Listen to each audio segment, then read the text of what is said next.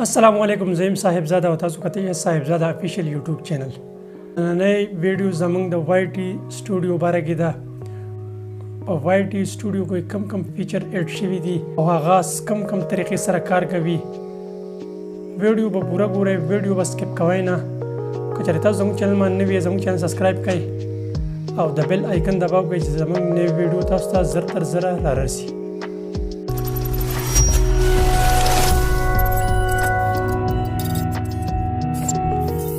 د موبایل سکرین ته پریکټیکل تاسو ته ښیو خپل وای ټي سټوډیو چې دا هغه به اوپن کړئ کله چې هغه تاسو ته اوپن کړه نو داسې انټرفیس به تاسو سره اوپن شي واچ ټایم تاسو ته هم په دې کې شو کوي بیا که موږ ویوز وګورو هغه هم موږ ته په دې کې شو کوي بیا که موږ کته رینک وګورو ویوز ایوریج اینڈ ډوریشن نو دا هر څه موږ ته په دې کې شو کوي بیا که موږ کانټینټ ته لاړ شو نو کانټینټ کې شارټ ویډیو لایو پلیلیسټ هر څه تاسو په دې کې هم کته شي بیا که موږ انالیټکس ته راشو انالیټکس ویوز واچ ټایم سبسکرایبر په دې هفته کې میاشت کې تاسو څومره سبسکرایبر راغلي هغه هر څه تاسو ته په دې کې شو کوي تاسو په ویډیو باندې ویوز د کم ځای راغلي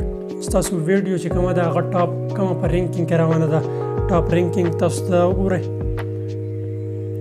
ټاپ رینکینګ کې ویډیو تاسو کومه روانه ده هغه هم تاسو ته شو کوي بیا چې ریل ټایمر چې تاسو ویډیو په 48 غنټو کې کومه یو رینک کې روانه ده ریل ټایم کې هغه به تاسو هم په دې کې شو کوي بیا کته کې تاسو کانټینټ وګورئ نو دغه به تاسو ته هغه هم شو کوي چې تاسو ویډیو په کوم ملکونو کې کته کې دي شي او تاسو ټاپ ویډیو چې دا هغه کوم یو ده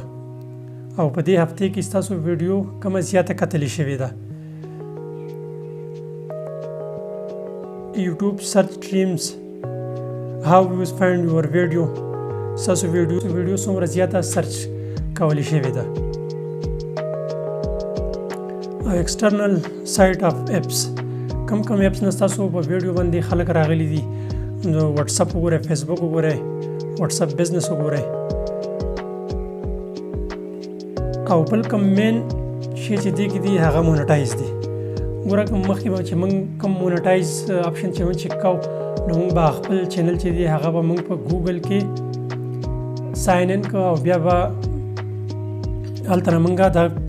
مونټایزیشن پارټنر چې دی هغه موږ چک کولی شو نو تاسو دا دینه بالکل په اسانه باندې خپل مونټایزیشن چک کولی شئ تاسو دا په سر کې تاسو ښکاري